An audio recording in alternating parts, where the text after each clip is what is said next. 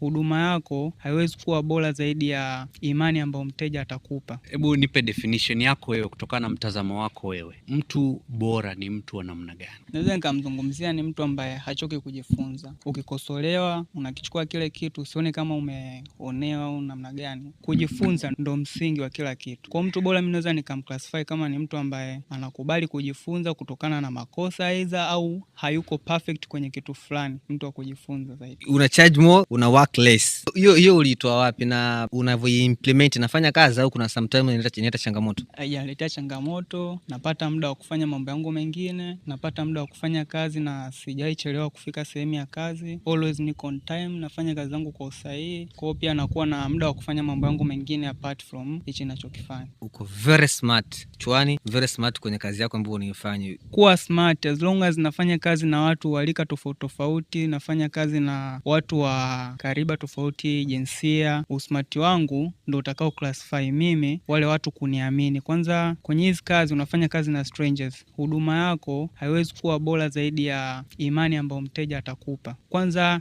tunajenga kitu kinaitwa mahusiano. Ukishajenga mahusiano na yule mtu, sasa mtu let's say unaenda kumhudumia labda ni CEO wa kampuni fulani, hawezi kuwa na mahusiano na mtu ambaye anaonekana ni kijana muuni, kijana wa ovyo. Kwa hiyo nimechagua kuwa smart kwa kutambua kwamba ninafanya kazi na watu walika tofauti, wakariba tofauti.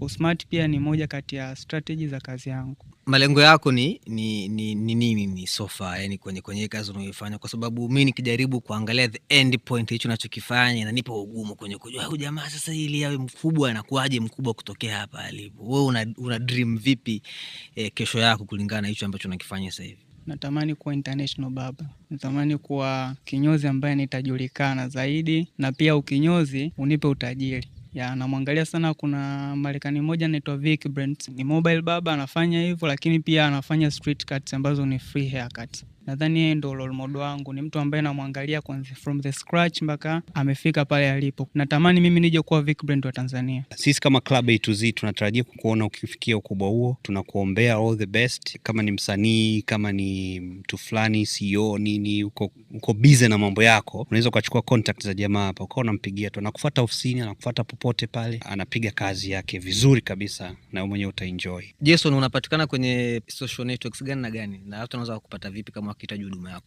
Napatikana Instagram, natumia jina Jason Zebaba. Ukiandika Jason Zebaba hawatch space, au unaweza ukaandika Cuts by Jason. TikTok kwa jina hilo hilo, Twitter ukiandika Cuts by Jason. Kule nimejipendelea kidogo, nimeandika certified degree HR. Lakini pia unaweza kunipigia moja kwa moja